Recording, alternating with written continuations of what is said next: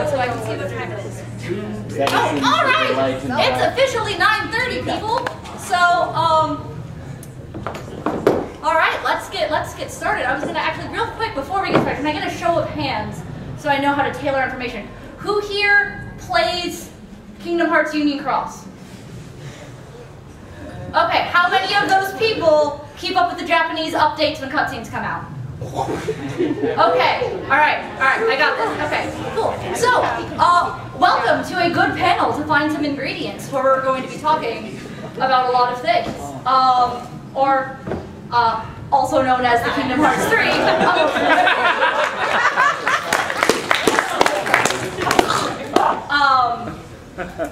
This is your first and last warning. There are spoilers. There are spoilers for Kingdom Hearts 3. Leave now or forever hold your peace. There will also be minor spoilers for, well, actually, I'm sorry, major spoilers for Tui at the end of the panel. I will give another warning when we reach the Tui spoiler section if you would like to remain here on that. And no one left, very shockingly. And on that note, let's dig right into Kingdom Hearts 3, shall we?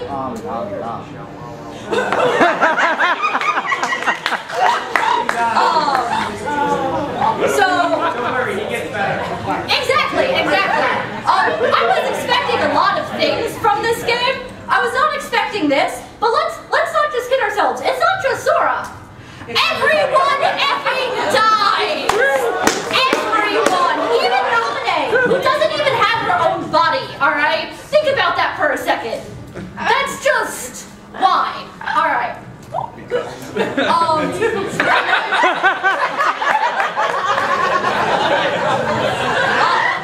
So going forward, to help clarify who I'm talking about with the many characters with the same name or the same face, because before this was just Xehanort, and then Riku started multiplying. Because apparently Sora needed more boyfriends. Also, we ship everything. We will refer to almost every character as every other character's boyfriend and or girlfriend. Just so we got. I called him handsome. I know he's not handsome, but like, who wore it better? Heartless wore it better. I'm just saying. All right. We got Xemnas. We got Science Snort. We got Baby Nort, which is different from Chest Nort or Skull Nort. There are two separate Norts. We got Old Nort, otherwise known as Asshole Nort. All right. We got Riku who's possessed. That's not what we're not even here. We got Jimny's Journal, aka Data Riku, aka Dataku. That's a whole thing we're gonna have to get into. All right. We have Repliku and Repli2 because this is what happened. And the fandom is great at naming things. We have actual Riku, and we have Riku, please stop being angsty. Not to be confused with any of the Ansems or Xehanorts. Also, we have actual Ansem, otherwise known as a douchebag. Alright. So, to start things off, Sora was severely depressed through most of the game. It was sad. He did literally get in a robot. There are several moments where this just gets worse. It doesn't get resolved. He's still depressed at the end of the game. Yes, Marluxia? I would say that he did get into a robot in the toy box. Yes. Oh, no, that's what I'm saying. He did. He did get into a robot. Yeah. I'm sorry. I apologize if I talk too fast and I get lispy. There are just horrifyingly upsetting moments. One of my favorite examples of this is where they're talking to Yensid and they're like making all the same jokes that they normally do. And like, normally Sora laughs along with the teasing and he's just sitting there with that salty ass look on his face like, I ain't hear about this shit anymore, son. So we got that negative character arc going down for our Sora boy. And I'm prefacing with this just because I reference this a lot later, yes. So you're saying Sora changed the feel of the gummy strip from smiles to angst? Oh, well, potentially. I'm going, you're right by the camera, I can hear it. Yes, you over there. I think Sora is growing up thanks to showing off like Yeah. No, I do talk about that later. I was like, did I forget to talk about that? No, I did not. one last, I'm going to try to keep going pretty fast here before I have... I'm just going to say Sora finally realized that he's just about up the joke and he's just like tired of it, so he's just putting his foot down and like, yeah. what's what. Yeah. He's, yeah.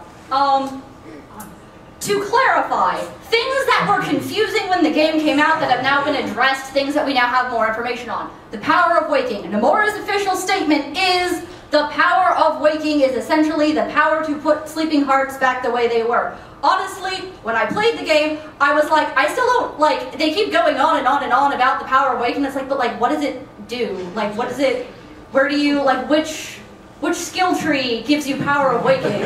I'm like, what? Because it's always been so vague, and all we know it's associated with fixing Ventus and potentially the other Wayfinders. This is still an incredibly vague statement, but it is the foundation with which we build further things on.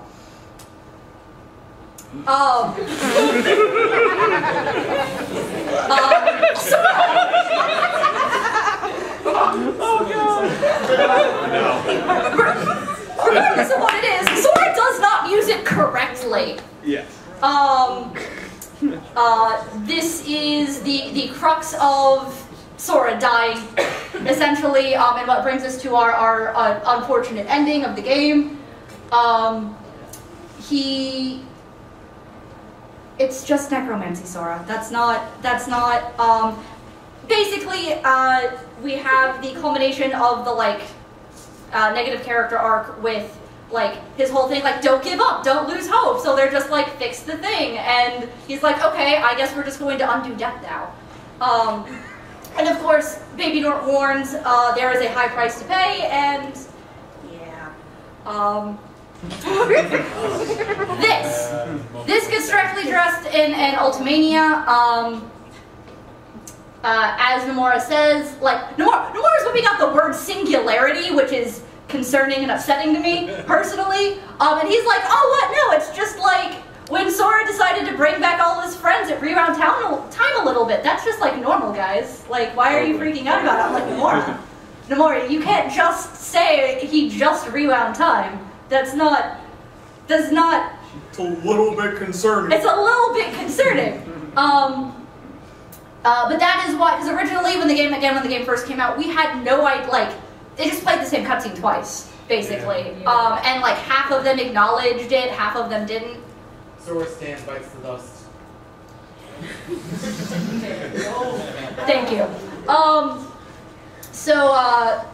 Yeah, no, the answer that was given was just, oh yeah, no, Sora just casually caused a time paradox by resurrecting people. Don't worry about it. No problem. That never. So, for those of you who are not aware of the cell phone game or current updates in the cell phone game, a character named Strelexia was introduced. She dies within like an update of getting introduced because Flower Girls in Square Enix games, yes. Like 5 quests. 5 quests in, I think. It's like only 2 of them are actual cutscenes, right? Yeah. That's the literal thing. Yeah. The nameless star that you speak to in the final world is almost inarguably Strelexia. This has been around the internet a lot. Some of you may already know this, some of you may not. She talks about that there's a person who's going to be really upset about her being missing and gone. That person is almost certainly Lorium, otherwise known as Marluxia. Hello. Who's somebody shows up in the cell phone game. If you're not familiar with the cell phone game, Marluxia somebody is apparently a 5,000-year-old Keyblade builder, and that's just the thing that you're going to have to get used to real fast. And of course the pining that she's referring to is the player character of the game, because she basically casually stalked you to try to save you from the apocalypse and then died. Character development.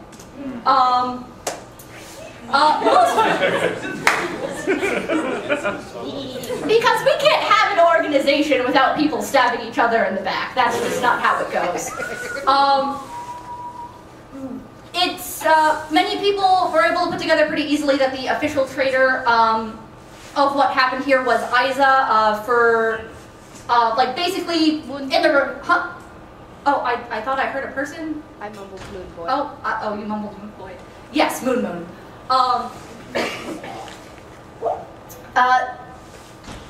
we have the cutscene where Vexen is talking about how, like, yeah, someone is totally helping me who's in, like, the big kid organization of not benched people, Demix. So, like, I have real plans that are serious. And, it's not confirmed too. For a long time I actually thought it was Xemnas, but the secret report pretty much helps confirm that it is in fact Isa. However, we also have the time when Ansem was like, oh, people are betraying the organization. Which he goes on to, even in his death cutscene, he'd be like, yeah, people kept stabbing everyone in the back, and I realized I don't care. That's usually Xemnas' job, but it's fine.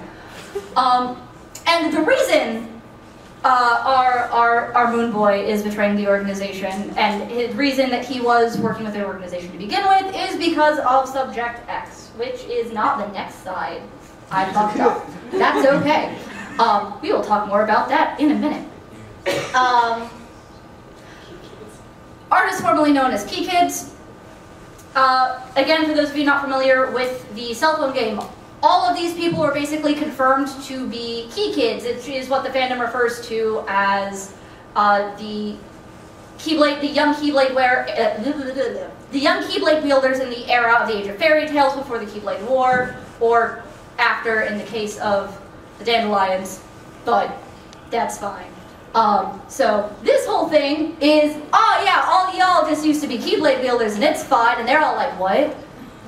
The worst part is that Nomura wanted to get Union Cross far enough into its story that we could see Luxord and Demix in the game as Key Kids. They still haven't shown up, not even in the Japanese version. Yeah, Luxord and Demix's somebodies haven't actually shown up even in the Japanese version of K2X yet, but Marluxia and Larxene's, they're called Laurium. Actually, that's the next slide.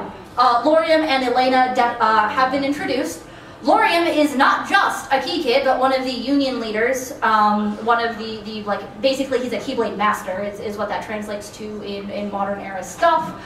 He has no idea what's going on. Nomura gave an interview where he very expressly says, like, yeah, no, Laurium didn't remember, or Marluxia didn't remember anything, but he's remembering it as he's fading away.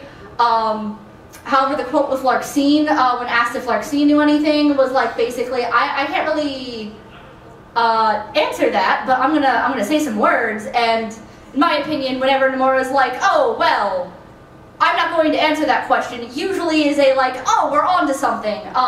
Especially given Larxene's behavior, it's very likely that she knew what was going on during the Keyblade War, about the Keyblade War in the past during her time in the organization. What that means is a theory for another day. How she was able to retain those memories, all of that is all up for speculation. Here we go. Alright, Subject X. Several characters start talking about this in this game. It's a concept introduced in Kingdom Hearts 3. The secret reports talk about it and give a bunch of clues as to the identity. Nomura himself also stated that it's someone the players could figure out if they think about it. It's clearly someone from the cell phone game. Our options are Elena, Larxene, somebody, but based by the age, but I'm pretty sure Ansem would recognize who that is, so no. Skuld, Strelitzia, and Ava. We've talked about Strelitzia. Skuld is another one of the second generation of Union leaders. She's a character in the cell phone game now. Ava is one of the foretellers from the early era of the cell phone game. Basically, you have Ansem looking for this subject who was one of the early subjects on Experiment of the Heart, kept in the castle. It was a girl who also had amnesia like him. Science Nort was like, oh, I might be able to figure out about my memories because of this person. It'll be great. Let's throw them in a dungeon. Because that's how Xehanort works. Lee and Isa kept breaking into the castle being like, it sounds like murder's happening in here. And during these escapades, met this young girl and promised to free her. And it was in one of the attempts to free her that they themselves wound up getting turned into nobodies and joining the organization. They then continued on with the organization in an attempt to infiltrate it and find out more about her, but because Ansem, and presumably Xemnas as well, also were like, I don't know what happened to her. What happened? What's going on? Like, there were no answers to be had. Other parts of the secret reports revealed that it was Brake's fault, because of course it is, because Trash Panda. But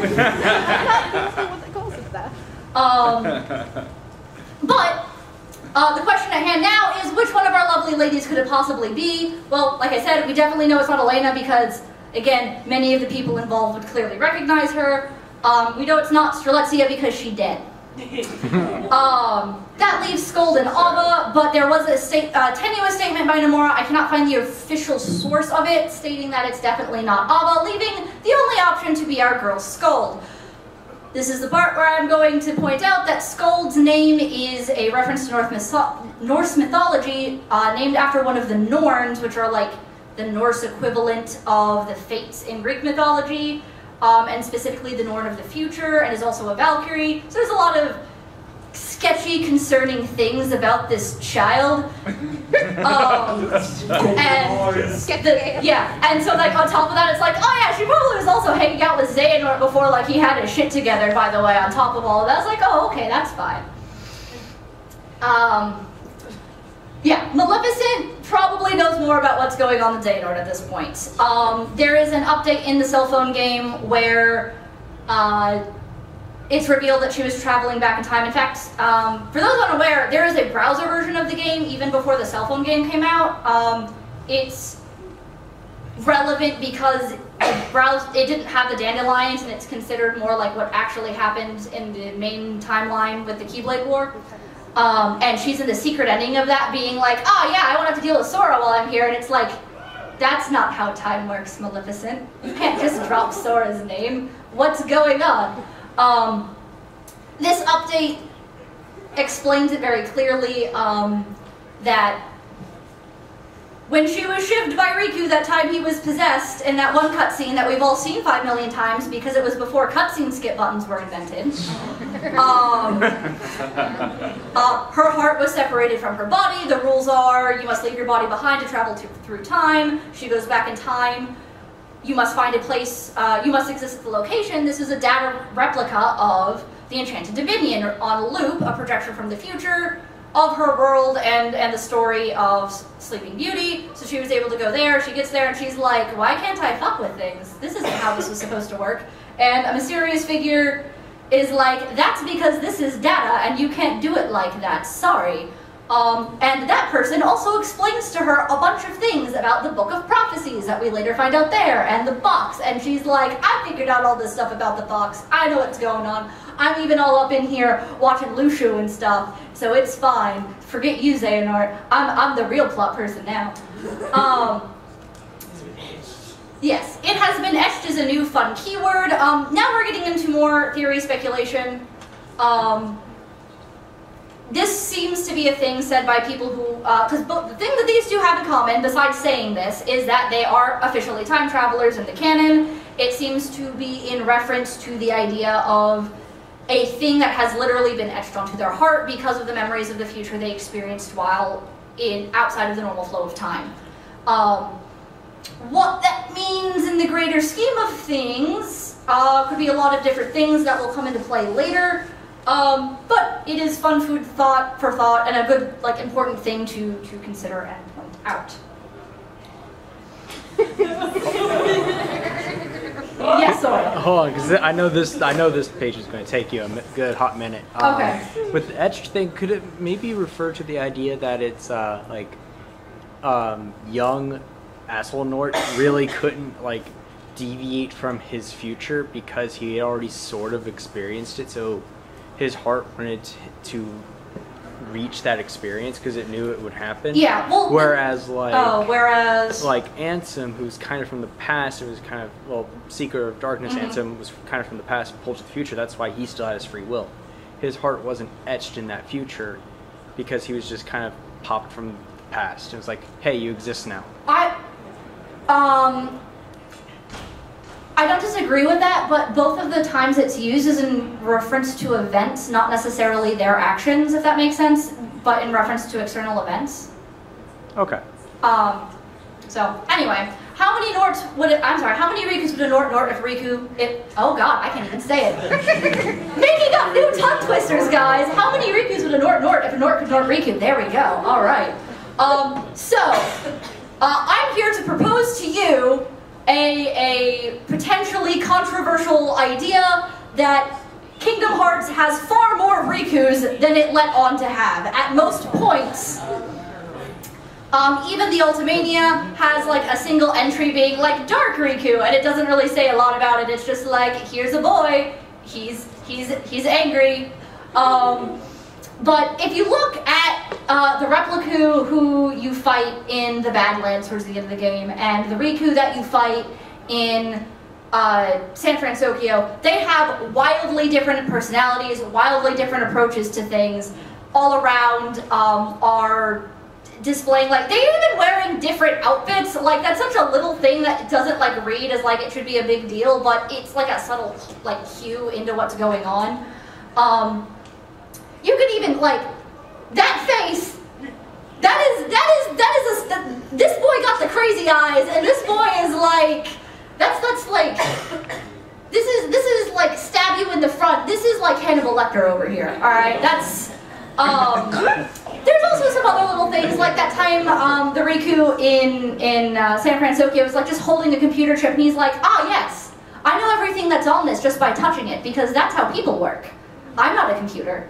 Their hair is also slightly different. In the front, it's hard to tell, but in the back, Repla 2, his hair is kind of more streamlined in back, whereas Dadaku, his hair is a little more spiked out in the back, in my opinion.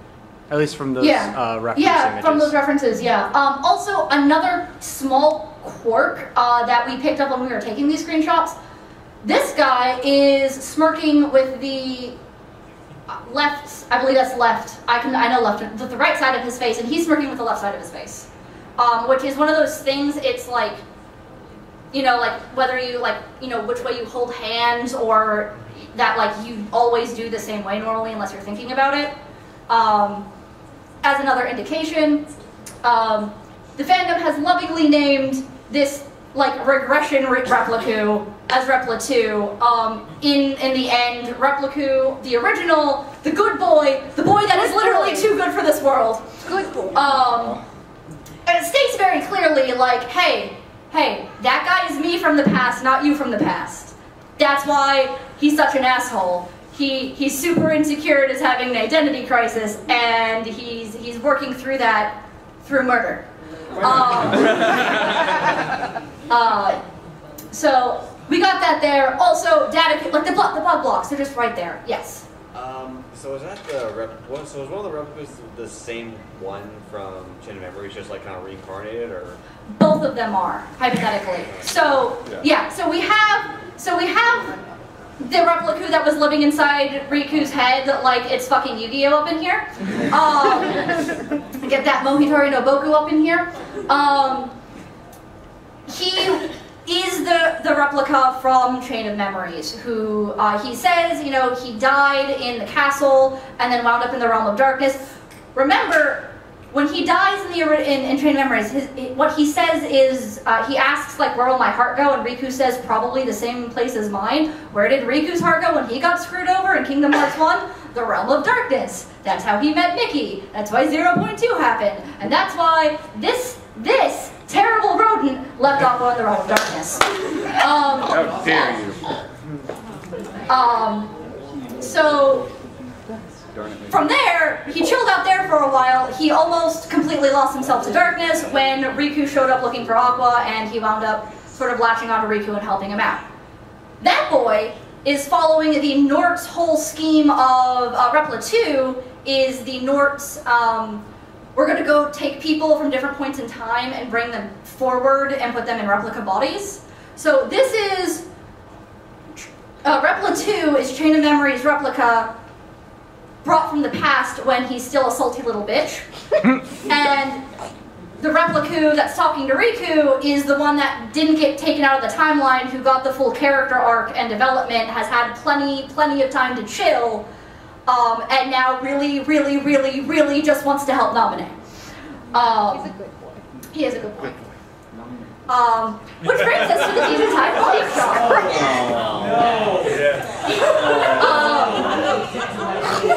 So, some of you may or may not have noticed that Riku just randomly gets a haircut at the beginning of this game. So upset. By the darkness.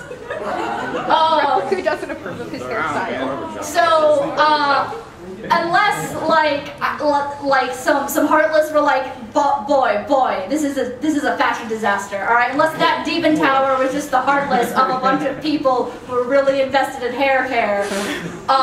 Hey man, heartless need hair care too.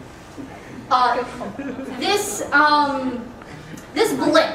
It's an important piece of evidence. Different people are trying to do different things with it, but it's an important piece of evidence moving forward and trying to figure out what's going to happen in future games and sorting out the actual events and mysteries of Kingdom Hearts 3. It is a fact that this happened. It happened at a weird time, and it's like a conscious decision that Square Enix made. It's not like, oh, we just swapped the character model out halfway through because we forgot. Like, that is not what is going on. Which brings us to, I'm hitting the right click button. All right, there we go. The sleeping realm theory. This is not my work. This is a 350-page document that you can find on the internet by scanning that QR code or another one at the end of the panel. It's very long, because like I just said, 350 pages with pictures and diagrams and things on a Google Doc, mind you. It's a lot of very nicely formatted text, so it's not like just, you know, full dissertation. I want to add to this, because when I looked through the Sleeping Realm theory, it's something I didn't see, and what I also noticed on the previous panel. Not only does Riku magically get Dream Drop Distance hair, but like, if you look at his neck, he's got like this very defined like V at his collarbone. He doesn't have that after the barbershop that I can notice. Like, Okay. it's like his body's got a little younger, but stayed the same size. Yeah. So the reason the barbershop is relevant to this is what the Sleeping Realm theory did with that as evidence is proving that that's the point where Riku drops into the realm of sleep, because his haircut, if we go back to the previous thing, is hyper-resembling of his Dream Drop Distance haircut, just on his older body and face. This lines up timeline-wise with what Sora is doing at the end of the Colosseum, also known as when Kingdom Hearts 2.9, which you thought was a shitpost, but was apparently some weird foreshadowing, ends, and Kingdom Hearts 3 officially begins. The exact moment where Riku suffers from his darkness haircut and almost drowns is when it cuts to Zigbar doing the May Your Heart Be Your guiding, and then it cuts off. Basically, the point of the whole theory is to propose that the majority of the game actually takes place in the realm of sleep. Nomura said that the beginning tutorial section actually takes place at the end of the game. One of the things that they did with that information is provide that is because that is part of the drop time cycle that they're proposing. The idea that what happened was they did the thing, and Xehanort won, and they all died, and it sucked, because that is a thing that happened in the game. And that the original temporal anomaly sent them back, it forces them into the realm of sleep, and then things are happening on a dream layer. I don't know how much, I agree like 90% of the stuff that they do in this theory. There's a lot of really good stuff. One of my favorite things is that the ending is just lies full of cinematography tricks and achronologically presented information. What a lot of the things that they talk about is pointing out that half of the cast is looking not at Kairi, even though the cinematography is designed to make you think that they're all looking at Kairi and Sora sitting on the tree when they're actually looking out at the ocean suddenly. Fun stuff like that. We have There Are 7 Hearts to Save, which has much no meaning when you consider that segment happened chronologically at the end of the game, not at the beginning. Also, the Huffalump is, in my opinion, a weirdly strong point of proof to this. It is a very, very, very, very obscure Winnie the Pooh character that only exists in people's dreams. Yay. What? Yeah. It's, imagination. Beyond that, for whatever reason, the like Dream Eater mojo between Sora and Riku is still working. We got the Gayblade TM is still being used, as well as when Aqua and Riku are fighting in the Realm of Darkness, Sora appears to use a move that he has in Dream Drop Distance that lets him automatically teleport to and protect his Dream Eaters, which Riku is because the power of the Gayblade. So, I implore you all, this is a panel giving you homework, because quality, I highly recommend this, to read this. I got a lot of foundation from things that they pointed out in here. If you want to read the whole thing, go on ahead. You are looking like you want to raise your hand, and I can't, yes. Am I the only one that, like, when you saw the Heffalumps appear in Winnie the Pooh land, you thought, oh no, something bad's about to happen? No, we're not. No, you're not, because I was like, but Huffalumps and Woozles.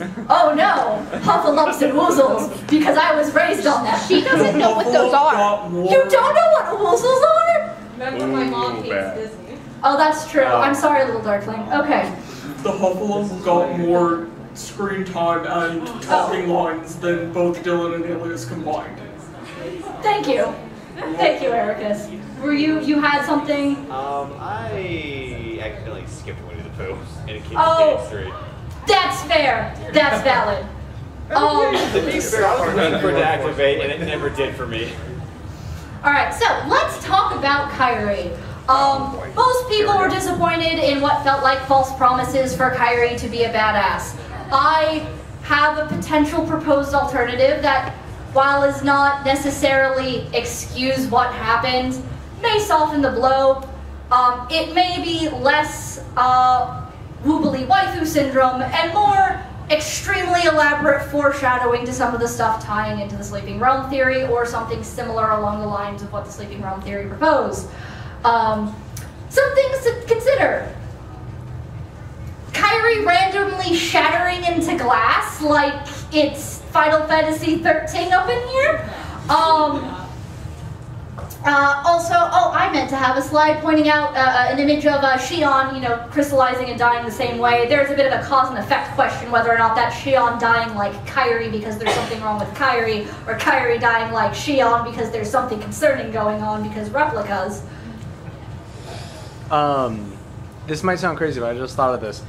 When this is something you might have to check, or something you might know off the top of your head, when Ven destroys his own Station of Awakening along with Vanitas, it makes a very distinct glass shattering sound. Is it kind of similar to the same sound? Is it similar with Kyrie? Yeah, that's a good question. Because if it's the same kind of sound and it takes place in the realm of sleep, that would make sense because of the Stations of Awakening kind of being like a weird in-between place. Yeah.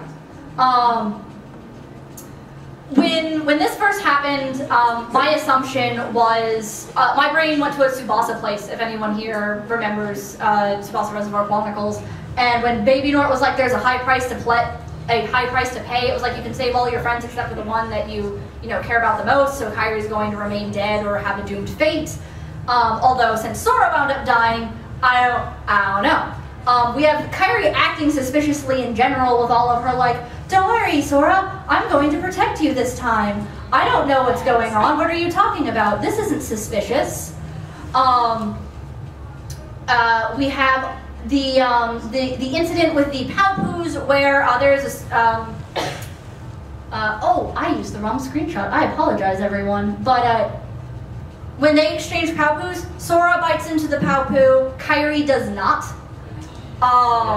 Yeah, that was the thing that happened. That's a little concerning there. And of course, finally, the water dark side. Even the journal entry on this dark side points out that it is not normal. There is something wrong with it. It is made of water. Kyrie cannot produce a normal Heartless because she is a princess of heart. Kyrie, whose name means ocean and is usually associated with water things.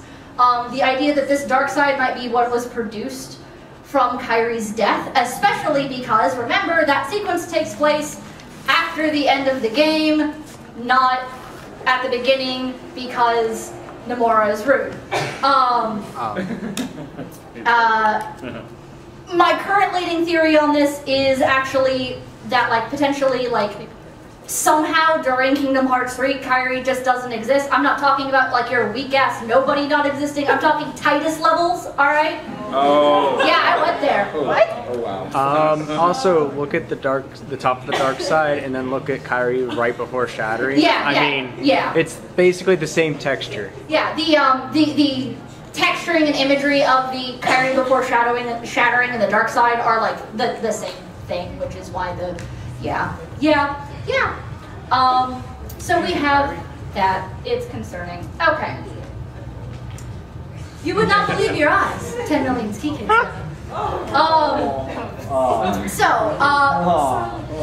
common theory that's been accepted for the most part is that the Demon Tide, aka known as the most rude boss in the history of things. Oh no.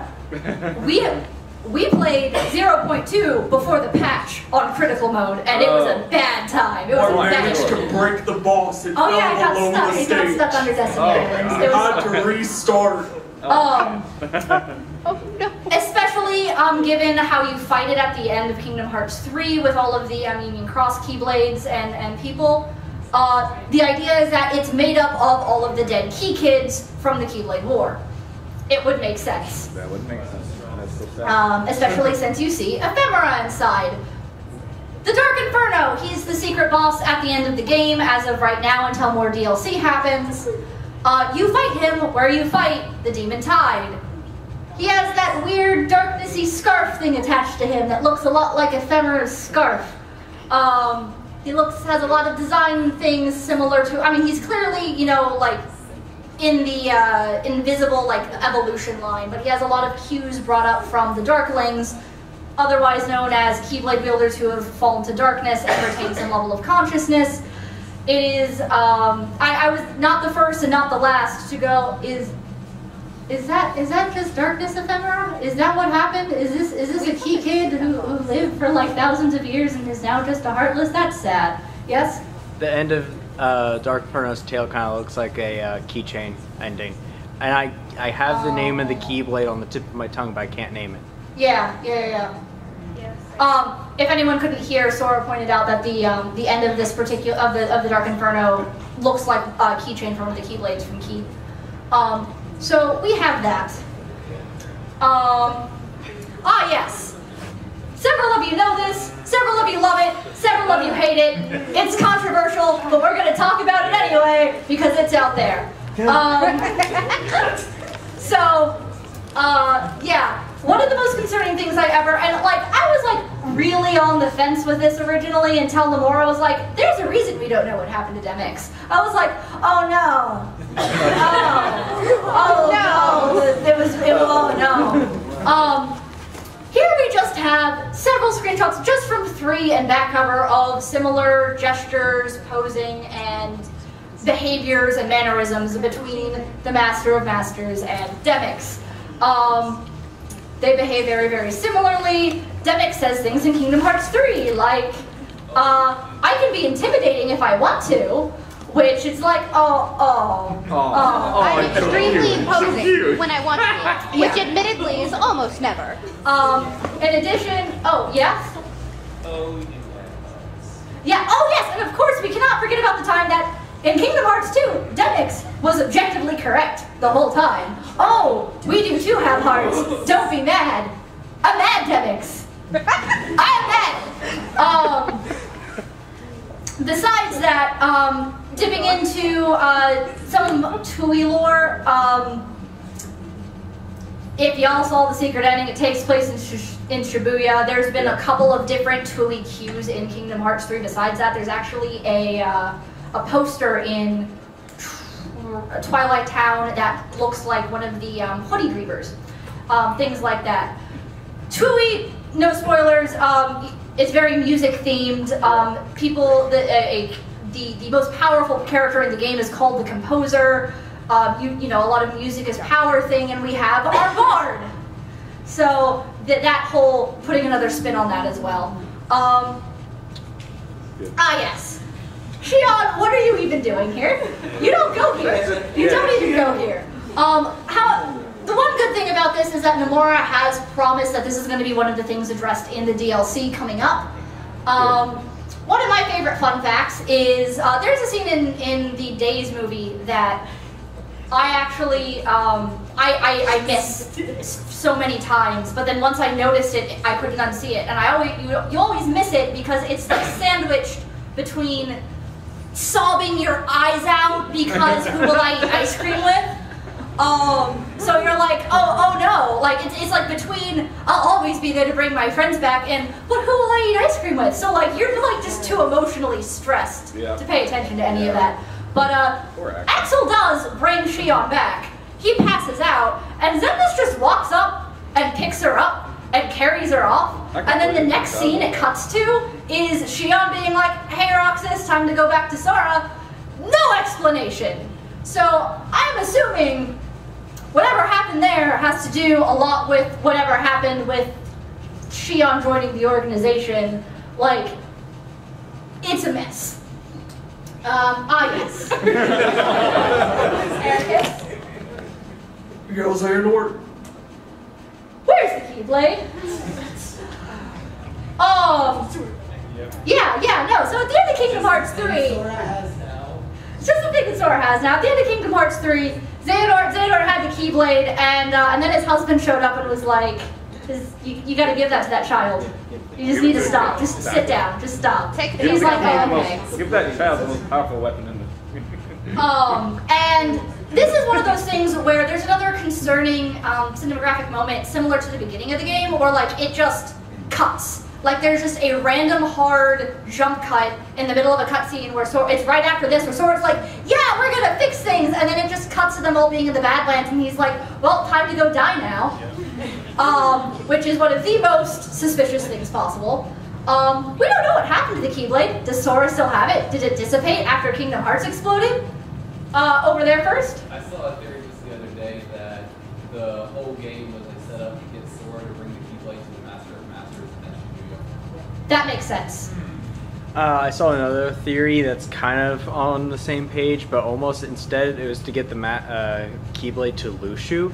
Because when Xehanort made the Keyblade, his personal copy of No Name, or Goat of Atonement, if that's actually a thing. Goat of Atonement, yes. If that's actually a thing. It became the Keyblade. Then he gave that to Sora, and then we see No Name fall out of the sky, and Lushu picks it up. So it's possible that the Keyblade just reverted back into the blade it was made out of, and Lushu is potentially just holding a sealed version of the Keyblade. Yeah. Which is equally as concerning. I don't know. I'd rather Sora have it than Lucia Breakbar. Yeah. Yeah, I think everyone does. And now it's time for chess! We will never escape chess. Alright. So, at the end of Kingdom Hearts 3, we have a new, fun, and exciting chess game.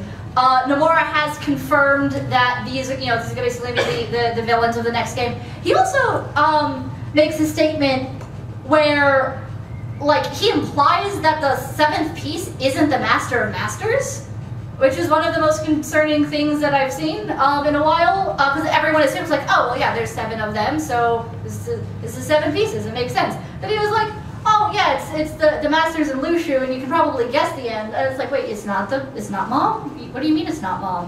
Why is it, what? As for who that last piece is, one of the pieces rather conspicuously looks like, and it's the one that doesn't match anyone, because we got, Goaty Goat McGoaterson, and all the other foreteller animals, so those are all obvious, is this piece that looks like the Book of Prophecies, or the symbol on the Book of Prophecies. It's not shaped like a book. Given the rules of Coded and Jiminy's Journal, who is a person who walks around because this is a Square Enix game, it is likely that the Book of I'm good at words, guys. That the actual original copy of the Book of Prophecies is in the shape of a person, and that person is that piece. We'll talk more about who later. You can all mystery. Yes. Skull and Kylo. Chesby here. The fandom, at least all of the fanfiction I've read, have just seemed to assume that this is now Keyblade Hogwarts. I'm oddly okay with this. Valid. It has so one of the things I don't have pictures of it here, but I'm going to mention it now. It has its own language. A concerning thing that we've picked up in a couple of places now is that several of the symbols used throughout the game, including the Unverse symbol and the Dream Eater symbols, are letters in that language. So like all of those Unverse probably just have like a U on them. A lot less badass. But yeah, or it could be more hieroglyphic type thing, and it might have another meaning that could be more concerning. Yes. Unverse symbol is a V because Vanitas, and everything ties into everything. I mean, if that's correct, we should actually try to sit down and cipher this sometime. I feel silly. Would that make Dream Eaters Riku because Riku? Because Riku, I mean maybe. This whole world is extremely suspicious. We're just throwing out the phrase nexus of all worlds, whatever that means. Like, you can't just say that, Xehanort. You can't just casually be like, oh yes, this is where all of the worlds come from, and then like not talk about it. You love talking. I demand more exposition. I want more exposition. Maybe it's because he knows Sora doesn't have enough brain cells to understand. Yes. Speaking of Skull, when I was thinking about like the foretellers have a different set, different armor, different appearance capabilities. I was thinking maybe Lucius was Xehanort's armor from Skull. Because we have the, because you have Xehanort's new armor, and then you have the armor from the, of all of the clones. And I do believe that the armor that all the clones have came from the Kiera and is associated with Lucius. One of the big things that we have is that Daybreak Town, 110%, especially with the Ultimania and Nomura, is the tower from Daybreak Town, from the cell phone game, is just there. Under the water. It's in the background of the fight when you fight Xehanort underwater. They show it when it pans under the water. There's a big artwork of it in the Ultimania showing the concept art of the big Scala tower and the tower that goes, the clock tower. The clock tower is all beat up with gears falling into the water. It's concerning, especially since in recent KHUX updates, they've been talking about, connections with Daybreak Town in the real world and the data Daybreak Town and all this other stuff. So that connection is a thing that needs to be considered. Whether or not, we also never see Scala in like a real capacity. We visit it in like some weird memory world of Xehanort via portal because why not? We have to go deeper. So does it still exist? Did it ever actually exist? Yes. Have you seen the comparison of Scala to Final World where they're like, it kind of looks like they tried to, whoever or whatever created Scala, if it was a real thing, tried to emulate it off of the Final World, like that big old block that Sora has to reconstruct himself on? Yeah, it has a lot of visual cues from the Final World, the calcite block of death and destiny. Has a lot of the same structural visual cues. It has the same reflective thing, whether or not that was the people trying to like emulate heaven in the real world, or whether or not Scala at one time existed in that place, or something along those lines. Ooh. Yeah, that's a new one. I bet you can find some really good ingredients. Ah, yes. Just when you thought you understood Xehanort's time travel, it gets more confusing. So, according to the secret reports, right, and everything that's been said, the proposed timeline is that this 20-year-old man with this dark, silky villain voice is younger than this snot-nosed child with the nasally, I'm here to help you with your math homework, Ericus. Somehow, because according to every source, every secret report, everything that they've said, Xehanort did not leave the island until he traveled through time. He met Mr. Robe Guy, it's a technical term, was sent to the future, learned a bunch of bullshit, and it was that act that made him want to leave the island. This is even stated outright. This is the official timeline from one of the Ultimanias, from the one that came out before KH3. And it says, and it's right there, it was given the power to travel through time. Then, when he got back, left behind the homeworld, and did all of his training with Ericus and chess, and it says in the land of departure, not Scala ad Kylum. I'd like to point that one out, because that's another concerning thing right there. So yeah, we have possible timelines. So this is what it wants us to believe. Island boy, time travel boy, chess boy, a lot of shit, angry old man. Alright. We lost He's not hair. angry, he's just psycho. This would make far more sense. This is what I was actually starting to assume before I dug a little deeper. It was island boy leaves, meets Ericus, goes and trains and learns some stuff. It's also explained why, you know, he's like the super hard secret boss. He's already been training all officially with his Keyblade and stuff, right? Then, right before his Mark of Mastery or something, goes back to the island and encounters Mr. Rope Guy, and then you got some, you know, maybe he encountered him twice, one that made him leave the island and one that gave him the time travel powers. That's what I was thinking. It's also important to keep in mind, in the handheld games, they didn't have enough room to have like multiple character models of a lot of the characters to make them younger. Like in BBS, there are scenes where Ventus is supposed to be 12 and it's using the same character model, even though he would definitely look different. So like, I'm willing to forgive Island Nord for not looking like Tiny Child. Like that's okay, that's fine. I have one last proposition for you. One that is more concerning, which is this. What?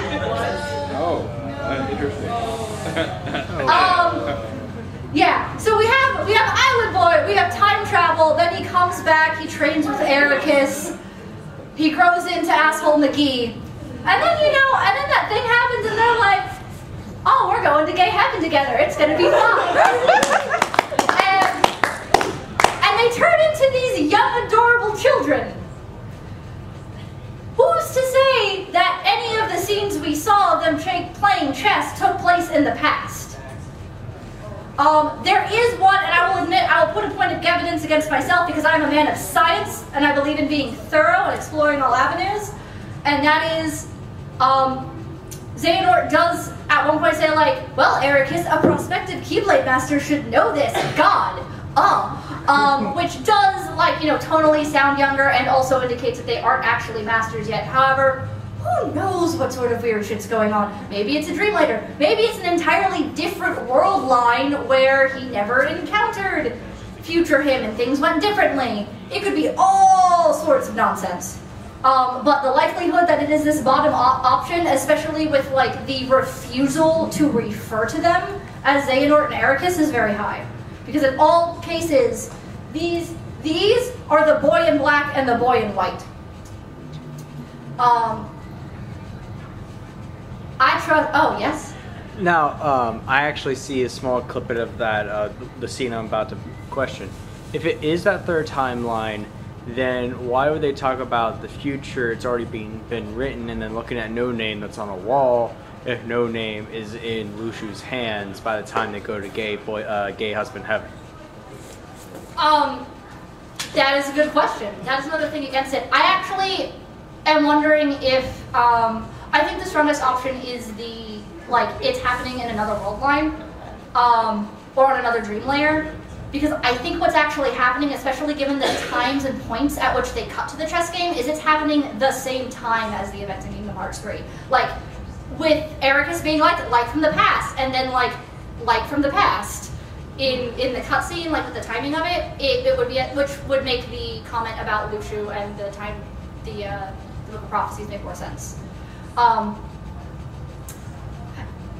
trust Ericus as far as I can throw him. And that is not far because I have tiny bird arms.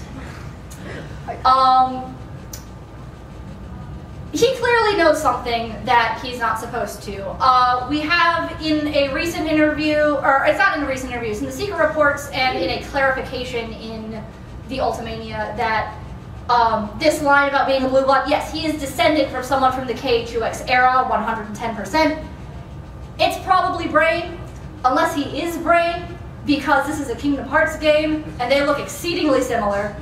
And time travel is on the table, obviously. Xehanort is clearly pressing him for some kind of information, and he's just like, nah, it's fine. I don't know what's going on. Why would I tell you things?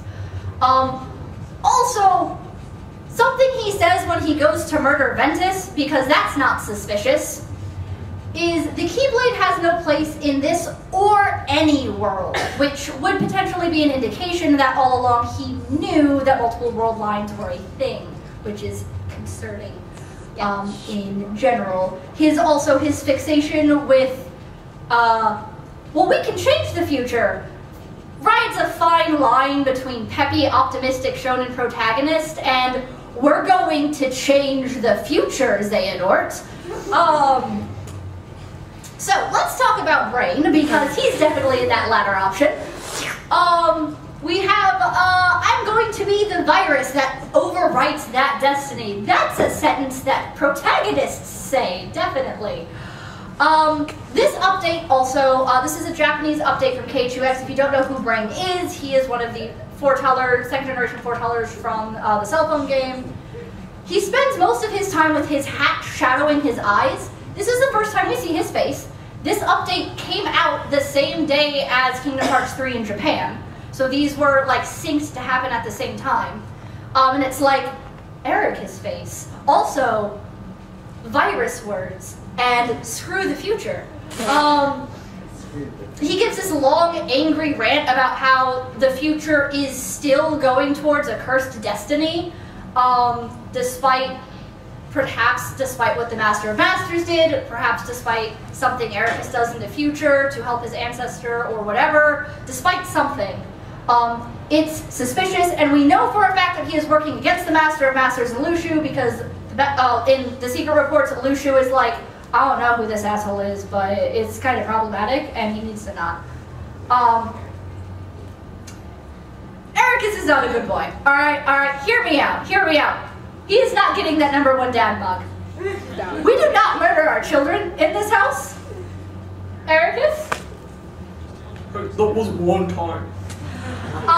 We also, on the verge of sounding a little hypocritical, don't just like sit there casually possessing Terra for like 15 years while Xehanort's also possessing him and not do anything about it, and then just pop out at the end to be like, oh, hey Xehanort, you should give Sora that Keyblade. Sorry about. No, he doesn't even say sorry to Terra. That was the thing everyone was mad about. He's like, oh, Aqua, Ben, I'm so sorry. Terra, sucks to be you. Bye. Yeah. He just. Again, just like, oh no, it's fine, Xehanort, we're gonna go to gay heaven now. That is not the face of a good boy. Alright? No. That is sketchy. Yes. Also, with the whole, didn't they in Birth by Sleep Final Mix, I don't know if it was a Final Mix only scene or not, I honestly haven't used at this point. You Sly Fox scene? Yeah. Where Xehanort was having trouble fully possessing Terra, and that's why Science Nort was able to exist. Because Ericus gave Terra enough light to perfectly balance, and it was just like, well, neither of us have control now. And then Science Nort was like, I am born. Science Nort driving the body. Then who was driving the body? That was actually a screenshot I wanted to put on one of these slides, and then wound up not doing that because some of these got done at 3 o'clock in the morning on Tuesday. So thank you for bringing that up. Yeah, no, that's also like, it was stated in the secret ending of Birth by Sleep, like, Ericus is just chilling, and like, he's not doing enough to help, because I feel like Ericus could have prevented the whole Unguardian situation. I'm just throwing that out there. So yeah. Where I'm going with this, the potential outcome of this, there are two things. All right, either Ericus, because you have Xehanort, you have that like precious child before anything goes wrong, Xehanort. being like, oh, I'll always be there for you. It is entirely possible that these two have been actually working together in some capacity the whole time to accomplish an even greater goal that we don't know about with all of their chess gaming and their scheming and nonsense. That there was a greater goal that they both agreed needed to be accomplished but disagreed on how to accomplish it, and that's why they were fighting. Or that Ericus in the end is going to wind up being the main villain that is the next one after Xehanort and winds up being worse than Xehanort the whole time, and don't be sad. I didn't really think that last one was an option until I saw the Keyblade in this or any world line, and I was like, oh, nope, there's that confirmation that he knew about frickin' KHUX this whole time. Alright, that's fine. Yeah. Is that the reason? Is that one of the reasons why Terranort while fighting Aqua was like struggling? The two forces trying to control it? Oh, yes. Yes. Was because he had Ericus's will potentially supplanting 3. Yeah. Yeah. Three heads in the boy. Yes. Yeah, I question, although first I want to comment on that, yeah, if it hadn't been for Ericus, Aqua probably would have got completely bodied in Birth by Sleep, just she would have been destroyed by Terranort. And also, like, when it comes to Ericus, like, just, what was his goal if he was just chilling, and like, I honestly feel like with the way he wanted to go about making light a thing, like, I think it would have been a better plot twist if he was the Guardian, because like his obsession with light caused his own light caused his own darkness to become massive. And also, I'm calling it now. I know they might be setting up the Master of Masters to be the next villain, but next saga, Eradicators of Light. Yeah. Calling it. Yeah. Kind of different. Yes. tying in with the Ericus reacts rather abrasively at the very first sign of darkness from Terra. Yeah. Which, that's honestly a little concerning for just, oh, you're my student. Especially after being like fucking married to Xehanort, like yeah, like this is my darkness husband. No, not you, child. Not you. It's just again, he scarred my face. Murdering Ventus because the only reason he knew the whole time what Ventus was in some capacity. There's no good reason for him to come to the conclusion, let's just kill Ventus. That doesn't actually make any sense. No. That wouldn't be an appropriate definitive stop to his Xehanort's first attempt to create the Keyblade. He clearly knows, like, also you see him, like, Xehanort shows up and like, oh yeah, here's this random child that you already know about, can you take him for a while? Okay, fine. And knew about the Vanitas situation as well because Xehanort, like, explained all of that. So, his whole, like, relationship with Ventus is really concerning. Very. Okay. Luze at Break Bar. The man of too many names. Yeah. Segueing into officially...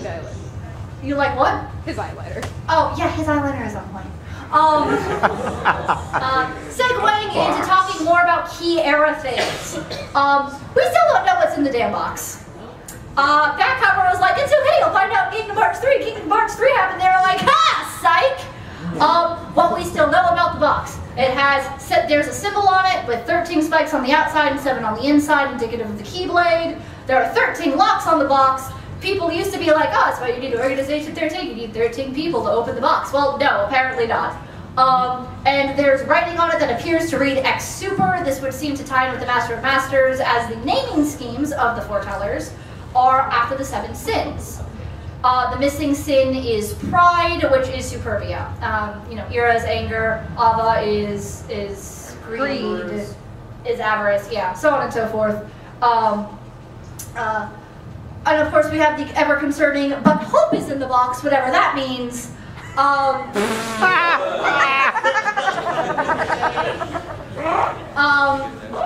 It's a person-sized box, so I still think there's a person in there, because if there's one thing that anime has taught me, it's that your waifu is in a box. You in the back. I'm just gonna say, this is just Pandora's box. That's all you can see. Well, they actually do literally find Pandora's box in Hercules. I know, 100%. Which I was so impressed. It's the same design as Pandora's Pandora's box in the Hercules animated cartoon. Like they went and dug that up.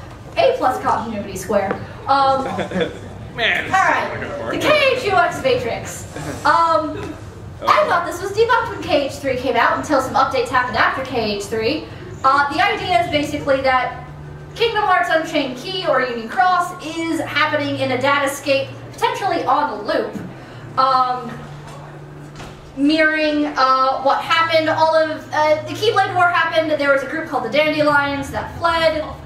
Most of you probably are aware of this. And the place they fled to was a datascape. The secret reports also refer to it as another world line. And there seems to be controversy, even some of the most recent Japanese updates over like, are we in the real world or are we in a computer? I'm not sure actually. I'm starting to second guess that because coded enemies just started popping up in this last cutscene, so maybe we are in a computer, guys. Maleficent herself, I talked about this a little bit already, repeatedly draws comparisons to the Book of Prophecies in Jiminy's Journal, aka the first datascape that we got familiar with. So the likelihood that this, the way the Book of Prophecies work is so similar that they are straight up in a datascape is extremely likely. It could be a higher tier one made by the Book of Prophecies. It's implied that what the worlds that the Book of Prophecies create are of a higher quality and more tangible than the datascapes. It's sort of the difference between a normal AI and the .hack sign aura AI levels up in here. That was a reference. The Darkness. This is the mysterious figure that tells Maleficent about a lot of stuff. They are literally a shadowy figure. It's hard to see on the cell phone, but they step forward. I upped the contrast of this so you can see that. They're this weird, shadowy, glowy blob. They explain a lot of things, and they introduce themselves as the Darkness because someone managed to be more extra than Xehanort and his 13-person choreography. Luxu even talks about a darkness that arrives and is screwing up the Master of Masters' plan. The fact that Luxu says this in a report means it's definitely not Luxu or the Master of Masters or someone on that side. Totally debunking that as the potential thing. I have two propositions for who this is. I'm a man of science, so I'm going to go through both and treat them both equally, even though honestly I keep flopping between which one I like more as more information crops up, but both are really viable, and I feel that it's important in theory time to sort of explore all of the possible avenues with all of the evidence that we have. So first is your boy, Vanitas, who, makes quite a show of dramatically naming himself the Darkness. And the rules of time travel is leaving your body behind and having a version of yourself in the past, which he both has. In Monsters, Inc., it's implied that Vanitas, yeah, no, I didn't time travel here like the other Xehanorts. I actually just was a ghost in the Badlands for 20 years and then happened to find a scream factory and was able to remake myself. It's fine. I'm fine. I'm not fine. When has he ever been fine? That's a good point. So that also kind of implies that the Vanitas remnant wasn't just him making a last-ditch effort to cut a part of himself out to survive. That's literally all that was left of him, and you just can go and beat him up constantly. Yeah. No. So that's fun. That's fun. You have that chunk of the Vanitas remnant secret boss that makes it even more depressing. So it's pretty. There is a lot of it fits really well. The glove really fits. The other option is Dataku. The conversation that he has with Maleficent and San Francisco is super suspicious and super makes it sound like that this is what's up. The conversation is designed to make you, really think that it's just Riku from the past. That doesn't make any sense. Their dynamic from Hollow Bastion back in Kingdom Hearts 1 is nothing like this. at all. He was never quite that flippant, and she was never that, like, respectful of him. This is Maleficent talking to this random fucking child as an equal. They have this really vague conversation that heavily implies, not even implies, like pretty much outright states, they have their own goals, they have this own secret plan. The example like, when the Darkness explains time travel to Maleficent, he explains, it's more he's explaining to the audience, but he explains to her how she got here. He's like, oh yeah, I know your plan. Dadaku would be aware of all of those events because he inherits Riku's memories from the journal, knowing that Maleficent got stabbed and all of that. Vanitas could have just gotten that information from Xehanort, but he would already know it. He relived it in the journal.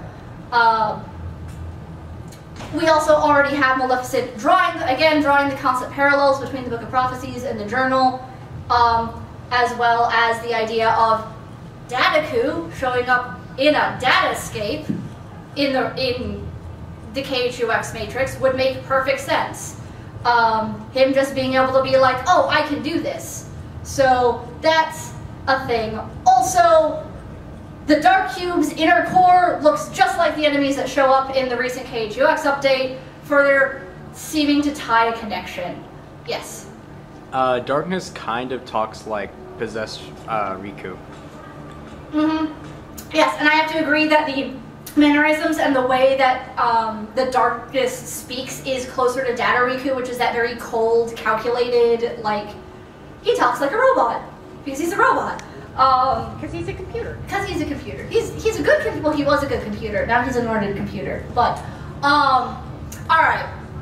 Alright, this slide has been in this panel from the dawn of time. We don't even know who the traitor is yet. For those of you who have seen that cover, you remember Asen angrily shaking Gula.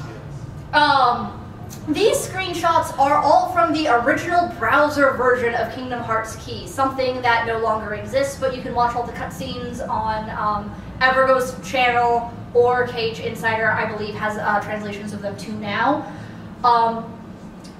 This scene here, where Ava is fighting Lushu, is interspliced with Gula talking to the player in Skuld about what's on the Lost page, which is the page foretelling that there is a traitor. It reads, on the one unable to forgive this distastefulness, who thought of fate with pessimism and lost true strength, the one who will misread the truth and step into secrecy. Basically, it seems to be talking about a person who loses faith in the idea of the Book of Prophecies and following the Master's teachings. Probably the person who summoned Kingdom Hearts. We know it got summoned, we know it was one of the foretellers, but we don't know who it was, or necessarily why. But this gives some answers to that. It cuts to Lushu and Ava talking, where Lushu is like, oh, but, yup, that's the true identity of the traitor. And she's like, wait, what? He doesn't say it on screen, of course. It's like a, cutaway, so you don't know. And she attacks him in time with that one swing that tells, and with that one swing, the bell that tells the end of the battle will sound, and the battle will finally begin at the destined time. Which, after that, she attacks him, the bell at the clock tower goes, and then the Keyblade War starts. So that's just the prophecy coming true with Ava attacking the guy, so it seems pretty likely that it's Ava.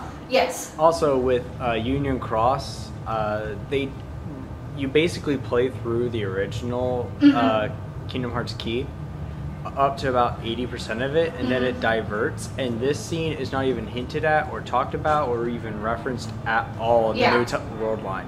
Yep. Like, even with the new second gen foretellers mentioning a few things that they should only know from the original browser game, no one's still talking about this, which is really sketchy because Skuld is there, and she should have been able to talk about it. Yep, yes she should. Oh, we could also talk about the fact that when they show the credits of the original browser game, it goes through like all of the things your player did, but like with Skuld and Ephemera doing them and not your player character. That's another fun and exciting sketchy thing. But yeah, no, seriously. And then you have Lushu being like, oh yeah, I know what Ava's doing, it's fine. His reaction to Ava being absent and the fact that Ava was absent really knocked it home out of the park for me. 100% Ava is the traitor that was being talked about and was probably the one who originally summoned Kingdom Hearts. Yes. I know the ones who laugh are the ones who've gotten to this nonsense. Those who play the cell phone game often argue on the internet over who killed Strelexia. It's quite the mystery. It's our own little real game of... I see you angrily pointing, Roxas. Our own little game of Clue.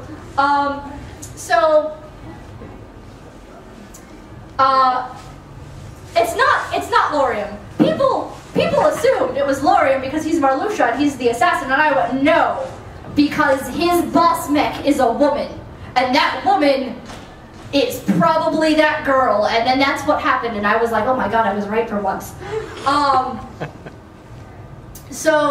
And of course, we now know 100% that Lorium is Strelexia's older brother, and in the current updates, he's desperately looking for her, trying to solve the mystery and find out what happened to her. He is kind of a scary yandere, and it's wonderful. We have Ephemera, who is the effective leader, although he has white hair and therefore cannot be trusted. Yeah, I see you back there. We've talked all kinds of things about how sketchy Skuld is right now. We have Brain, who is clearly the one who's not supposed to be there. That doesn't mean he killed her, though. I would like to point out that while that is a strong thing, we've already had the misdirect of them, like, showing Lorium, introducing Lorium in the same update as her dying to try to make you think that he killed her. And then we have precious little Venti Wenty. It's him. Who cannot be trusted. Who cannot be trusted. The man who was Strelexia. Also, Strelexia is there, not just because, you know, you have to kill a character in Clue, but because, unironically, it's not impossible that she actually killed herself, because time travel is a thing. And there's a robed figure in the cover art of Key that is clearly her, probably her nobody, because hearts go to the final world, so like that was her heart there, so it's potential that her nobody is still running around and doing things, or was the first nobody and was doing things. Yeah, no, Venti Wenty is sketchy wedgy. Goodbye, Kingdom Key. I'm sorry. It's fine. It's fine. Yeah. One of the most recent things that have attributed to Vent's sketchiness, this was a thing that I always personally worried about, and then it just was like Nora being like, oh yes, you should definitely worry about that. There's this whole section of the interview where Nora is like, oh yeah, by the way, the reason Xemnas is looking for Ventus is because he's an ancient Keyblade wielder. And the interviewer guy is like, oh, so that means Xehanort knew that Ventus was an old-time Keyblade wielder. And he just is like, oh, huh, yeah, I should show how they met sometime. And just like left turns so hard out of that question. Like, it's like, oh no. Ventus, how Ventus and Xehanort met being important means that there's so many things wrong with this child. It's potentially possible that, like, yes. When Nomura dodges a question so hard that you can't even time deja vu to it fast enough, you know it's important. Yeah. Like, it's even possible that some of the things that Xehanort knows about the ancient past, like, Ventus somehow told him before he lost his memories. It could be possible that the splitting of Ventus and Vanitas was, you know, okay, well, if this doesn't work, I have some Keyblade fodder, but, like, can you please remember the fucking shit that you need to tell me, son? All sorts of fun things there. We have that time that Ventus shows up to one of the union leader meetings, and he's like, what do you mean we're supposed to enact PvP in this update? And if Emra's like, didn't you read the rulebook then? And he's like, I just didn't understand that part. I'm not shady.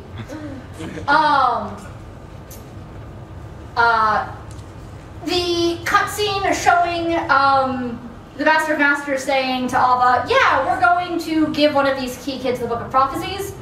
Only one gets a copy.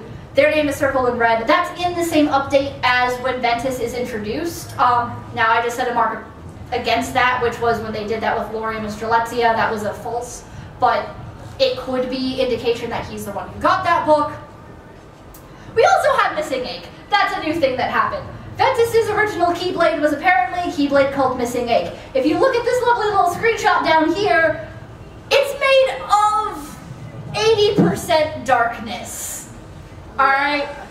It's one of the Proud Mode Keyblades that you have to level up using exclusively dark matter.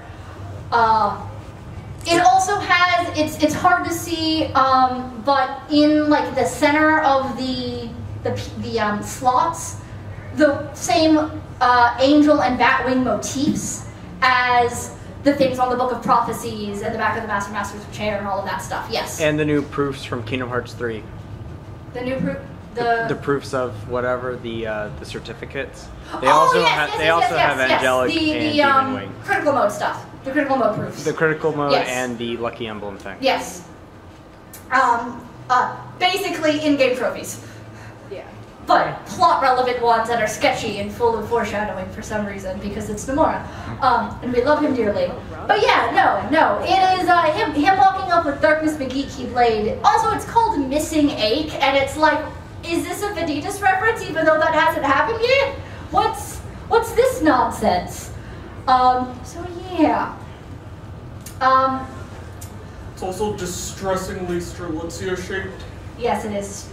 Yes. Missing Ache is actually one of Roxas's Keyblades from Oh, Days. yes, and Roxas gets a year in days that lets you use Missing Ache. That is less suspicious to me because it's sort of like, well, yeah, Ventus had it, and Roxas being able to use it is...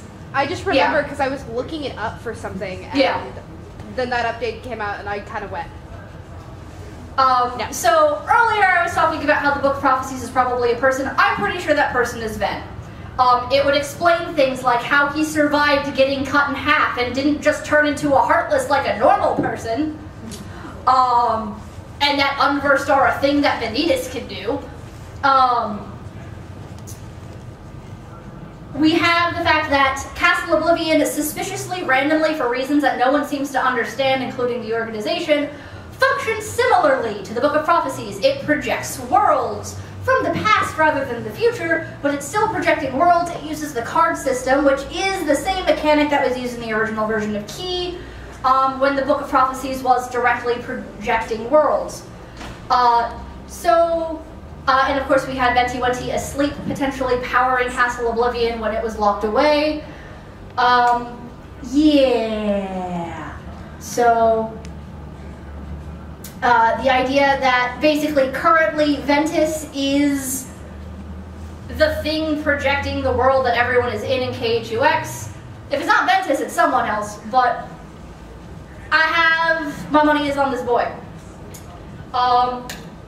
Who has had no name. So, yeah, Lushu randomly comments just casually in this secret reports about having passed down his Keyblade to one of the new union leaders. We know who it's not, because these kids are in the future, and if they brought no name to the future, then there would be a paradox, and that's not how that works. Unless it was Scold and somehow... No, that doesn't work. No, like, gave it back to Science Snort after he lost it somehow for some reason, but no. It has to be either Brain or Ephemera because they are the key kids who stayed in the past, that to the extent of our knowledge did not come to the future. We definitely know Ephemera did not come to the future because of his like light ghost helping you punch the demon tide in the face. The likelihood that it was Ephemera that had it is actually very, very high, although it could also be Brain, especially if Brain was the ancestor of Ericus. That would be why it got passed down. Maybe, yeah. Adding to that Zeraquist salt of like, oh, you asshole, you got the Keyblade I was supposed to get. Screw you. All right. Welcome to the TUI portion of this panel. If you do not want TUI spoilers, it is time to flee to the hills. Is this final mix TUI or just regular TUI? I think I mentioned something in Final Mix, but I do mention something from Final Mix. Okay. Yes. Final Remix. The new one. The newest new one, not the cell phone one. Remix. Yeah, the new one. Well, there's been like 2 or 3 reboots. Yes. Oh, The World Ends With You. For those who do not know, Oh, yeah. Yep, and they're the ones fleeing. You're good, you're good.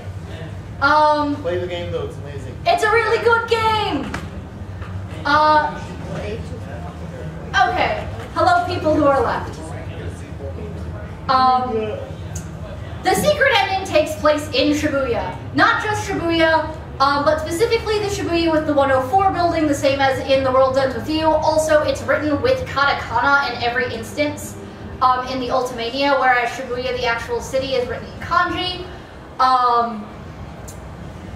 Just so you know that it is definitely Scrambled Crossing, that is where he is. See you in Shibuya, yes. Didn't Nomura specify that? We were talking about it, yeah. Sorry, I got you, boo. Here is the quote that you were about to bring up. Nomura does talk about that it's not related to the See You in Shibuya promise. I'm just going to read, the interviewer asks, like, oh, is it the same Shibuya from Tui? And he says it does look like it, but there's more meaning in the fact that it's not, that is not Shibuya written in kanji, but Shibuya written in katakana. Also, Sora promised Neku and the others that in Cage 3D that he would meet them in Shibuya, but that doesn't mean that it's a direct connection, that it's directly connected to the movie. Now, I don't think that this means all Tui references with the secret ending are off the table. What I think it means is that it's not from the primary Tui timeline. Tui has so many parallel world things baked into it, which I think are as important to take into account since Kingdom Hearts 3 is introducing world lines, and that connection is important. Nomura also states that it's basically the world of Vera Rex. I kind of expect basically the Tin Pin timeline versions of characters to show up. For those who aren't familiar with this, at the end of The World Ends With You, in the original, there's an extra level that's a parallel timeline that actually has to do with the greater plot technically, but you meet all these derpy parallel world versions of the characters where like Joshua is extra gay and Neku is extra angsty and Beat is just extra Beat. And it's a silly place. Joshua wants to be the Pink Ranger. It's strange. Oh, that's where that's from. Yes. The idea that it's going to be, they'll run into Joshua, but it's not the same Joshua, I think is very high. Talking about the physical locations in Japan, it's Scrambled Crossing and the Tokyo Metropolitan Government Building, which is in, it's on the next slide, and I suddenly cannot remember how to pronounce it. Shinjuku, there we go. Which is another section of Tokyo. We can see that Riku and Sora, like these buildings are 100% in the same place. These are 100% those locations. And it actually, the camera pans from Scramble Crossing up to the Master of Masters over to where you can see Shinjuku in the distance. So Riku and Sora are in the same place. Here's just a map of Japan. And this is how far away Sora and Riku are from each other on foot. It's about 50 minutes without flow motion. They'll be fine. You had a question, or are you good? I was about to say it's pretty similar to Green Drop Distance, but they're in the same place. Yeah. The sleeping realm theory proposes that the next installment in Kingdom Hearts, Nomura has officially stated. Why does the mic suddenly sound louder? Nomura did make an official statement saying that there's going to be one more in-between installment before Kingdom Hearts 4.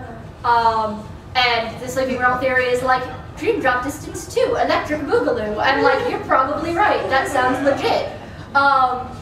So, yeah, but Vera Rex edition is probably just going to be Kingdom Hearts Vera Rex, like straight up.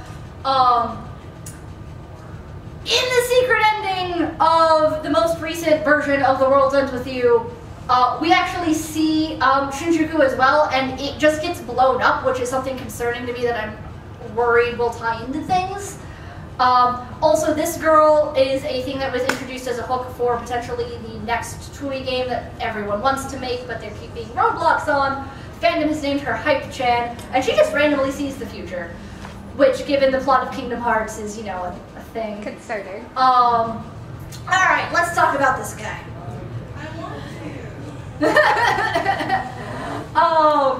So here's Yuzora. His name means night sky, as sort of an antithesis / match to Sora's name. He looks like Riku, but also Sora. He kind of looks like their unholy love child. He has a skull. It's a little hard to see. In that bottom screenshot, he has a skull with keyblades crossed under it. That is very similar of the Tui iconography of, like, it's the same style of, like, the Reaper skull, but with the keyblades. So, like, that's tying back, like I said, into the Tui setting, and not necessarily the Tui, like, the game itself, if that makes sense to everyone. We have the fact that his name translates to the same thing as Noctis's name, only Noctis's is in Latin. Yeah! Yes. It also, I mean, I don't know, it's a little hard to tell, especially in that shot, but it almost looks like he has a, like a crude buttoned version of Sora's crown on top of the skull. Oh, yes, there is in fact a little crown, because that's drawn like out in studs, and there is a little crown on top of the skull, yes, with Sora's crown. So we have the heterochromia with the red and the blue eye, like we have full nonsense going on here. I have these boys here because I feel like I'm all for theories and speculation. I really do believe that as of right now, I think once the DLC happens, this will change. We don't have enough information to truly assess Yuzora. I believe Nomura himself even said something along those lines at some point, where he was like, no, people don't have enough information to truly understand what's going on in the secret ending, not even a little bit. Many, many moons ago, back in the day of Chain of Memories, Roxas was in the secret ending, and everyone was just, who the crap is this guy? And no one got close into the amalgam of bullshit that happened in 2. And then 2 had a secret ending, and everyone was like, why is Roxas a popsicle that's taking the sea salt thing too far? And then Ven happened, and that was a whole, no one was fooled by palette swap Xemnas. We got that one, we figured that out, but this was a whole new, we still don't even know who Ven is, technically. That's how deep this one is read. So, that's, like, we know the obvious. He clearly has something to do with Sora and Riku, but we don't know what. If he's not and now world lines. I have here an S-script from one of the TUI secret reports, simply because it better explains how parallel worlds work. Square Enix does have a habit of, in general, with a lot of their main titles, having consistent metaphysics between them. Like, while they use different names, a lot of the metaphysics between the different Final Fantasy games technically function the same thing. Like, you have the life stream, you have the far plane, they're about doing the same stuff. World lines basically mean parallel worlds. It could be a more complicated idea of like a hard reboot parallel world, which if you've seen Mirai Nikki / Future Diary, it's the idea of like, this world was destroyed, a new one was created, it started at the point in time the last one was destroyed, but like all of history before that point is a lie. Tui talks about how difficult it is to travel between parallel worlds. One theory I have is actually every time Kingdom Hearts gets activated, that's a way to travel to a new world line. It is a thing that has consistently happened every time Kingdom Hearts has been activated, seems to be people traveling to new world lines. So, talking about the different world lines that we have had so far in the series, we have the original browsing version of Key and back cover. What the secret reports are explaining is that the original Keyblade War happened in World Line A. Ava, Fox Girl, got a bunch of Keyblade kids, called them the Dandelions. She sent them to World Line B so they wouldn't die. And then this world exploded. And then this happened, and we've all been hooked on an abusive gambling game. Banners are evil. Banners are evil. Now we have what's going on? Where does the actual Kingdom Hearts timeline as we know it from Kingdom Hearts 1 forward take place, the bulk of the games? In actuality, I believe this slide is still set up correctly, it is World Line A. They talk about how the world then, which is something that actually was cleared up quite recently in an update with Brain talking about the real Daybreak Town versus the data Daybreak Town, where the apocalypse happening is what flooded the world with darkness and why we have a lot of little worlds instead of one big world. All of the Disney worlds are basically a post-apocalyptic wasteland. It's like Adventure Time. Yay! So that's why all the worlds are separated. Yep, that is still wrong. Okay. And yes, Kingdom Hearts 4 probably is Sora in an entirely different world line. World line FU? World line FU, yes. Rather than in either of the ones that we have available to us. Who knows, maybe he's at, oh. I'm sorry, I thought this occurred to me because like literally like a month ago they introduced Wreck-It Ralph to K2X in, yeah, you're making it, you know where this is going. K2X in Japan, which has every video game ever, and Baron Rex is canonically a video game in the Toy Story world. So they might actually just have hopped over to World Line B there and be stuck in, yes. Does this mean Sonic is canon in Kingdom Hearts now? And yes! Unfortunately! Go! Get out! Get out! Sonic is canon in Kingdom Hearts, and you cannot ship him with Terra, you terrible Darkling. This is the only ship that we shape. Yes. Okay, right, because the idea you just had is kind of left field, but it makes a lot of sense. So right field idea. What if Sora ended up in a world line where Keyblades just weren't a thing, and that's why the Master of Masters is stuck there. That would make sense. And that's why Sora needed to bring the Keyblade, because all Keyblades are based off of the Keyblade. Yeah. So he just introduced that world line to Keyblades by existing there, and probably just created another doomed timeline. Yeah. Yeah. Thanks, Sora. One thing I found interesting, one of the reasons I had the Tui quote is because in the secret reports of Tui, they specifically talk about the idea that like certain beings who might be powerful enough to jump world lines can expend so much energy they get stuck in the world line they wind up in, which I thought was very pertinent to the Master of Masters situation, so I'm bringing that up now. And that, there is one last thing. So then we have some things that don't even get addressed. And then there was darkness. To darkness. The last things that haven't been addressed, that weren't addressed in Kingdom Hearts 3 at all and are still huge loose threads, we have Luxord's wild card. Luxord, not Luxord. As I pointed out earlier, the original browser version of Key uses a card-based system. The fact that Luxord had cards was actually, like, we assumed that he had to do with the Key Kids a really long time ago. Our original theory was that he was Gula, which is not the case anymore. He's just a random Key Kid. But his cards are probably a manifestation of that original battle mechanic.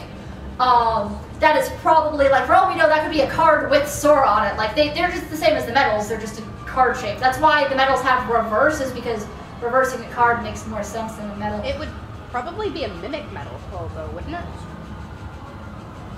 It's your boy Vanny, or Nominee. Or Repliku. I was so mad when they started that imitation medal stereotyping, yes. So if the wild card is potentially Sora, would that maybe explain why he looks a little confused and almost sad and upset to see that card? Because, I mean, he was kind of a little sad as people were fading away, but in that one frame that you captured and found... Yeah, he looks super upset about it. He looks almost disturbed. Yeah. I don't know, what distresses Sora most in this world besides all of his loved ones dying, which already happened? Realizing that he's really grounded, because apparently he is degenerate. We have Soul Eater in the Gazing Eye. You can see that Soul Eater clearly, well, one has Mom's eye in it, and that's just never freaking talked about. Like, we just don't. Void Gear at least makes sense. That is from Kiera. Like, at least there's a connection. It's probably made of Broken Tower. Why does Riku have this freaking Master of Masters ass bat wing stabbing it with people? Maybe he's descended from Ephemera. Okay, that's interesting. Well, but no, he got it from Ansem, and Ansem has the double-ended one. And so it's like, I don't. So it's like, where is this? The double stab. Technical terms. And also, how about the fact that technically Soul Eater evolved into Weighted Dawn / he found the keychain to make it Weighted Dawn, but then he can still summon both separately? Yeah, that was the thing. Yeah, he can summon Soul Eater separate from Weighted Dawn, even though they're supposed to be connected somehow. So yeah, it's clearly tied to the Master of Masters, but oh yes, person in the back of their hand, hi, sorry. Hi, quick question. Yes. Do we have a mic? Soul Eater has a gazing eye, and Riku is able to summon it still in Dream Drop District, Mm-hmm. and it's totally different from his Way to Dawn. Wait, how does the Way to Dawn have a gazing eye too?